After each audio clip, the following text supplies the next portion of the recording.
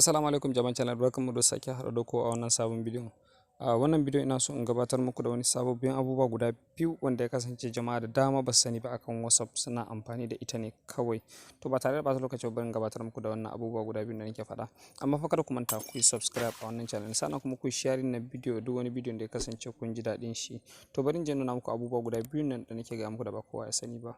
Da fari ku buɗe WhatsApp ɗin cikin wayarku.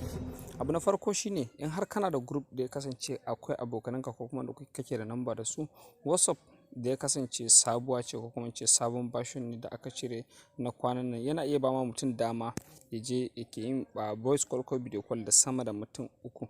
Me haka ke nufi? Misali yanzu kamar wannan group ne wanda ya kasance mutane da yawa ne a cikin wannan group ɗin.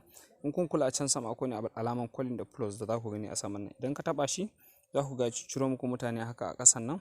Za ka iya taɓa misali kamar na farkon nan sai kuma na biyun nan. Sorry, data na rufe, barin kunna shi. Ka kunna data.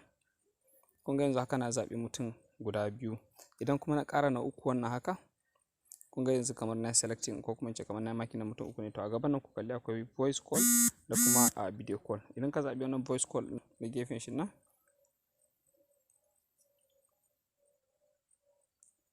abin da zai baku mamaki shine wannan mutane dukansu ukun nan WhatsApp zai kira maka su kai tsaye, duk kuma wayoyinsu zai ringin din har muddin ya kasance suna online, kuma za ka yi magana da su dukkaninsu guda uku da suke kan WhatsApp din a lokaci ɗaya.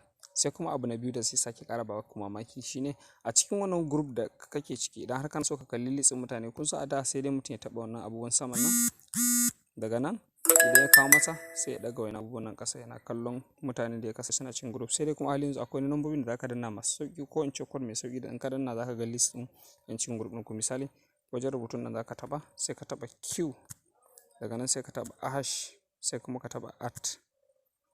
Amma mamaki ku kalli list ɗin mutane cikin group nan gaba ɗaya ya kawo musu cikin sauƙi ta hanyar danna wannan alamun code ɗin. Kar ku manta Q, hash da kuma at za ku haɗa ku tana. Kuna dana za ku ga mutanen list ɗin group nan gaba ɗaya ya kawo maka su ta gefen nan cikin sauƙi. Za ka iya kallon fuskokinsu gaba ɗayansu ba tare da ka je kana shan wahalar neman su ɗaya ba. To na gode da kawo ƙarshen wannan bidiyon nan, sai mun sake haɗa da ku wani sabon bidiyon sake kawo nan gaba. WhatsApp na mutum. To domin kai haƙi na kawo na WhatsApp na mutum kana buƙatar bin wayansu sharuɗoɗi wanda ba su wuce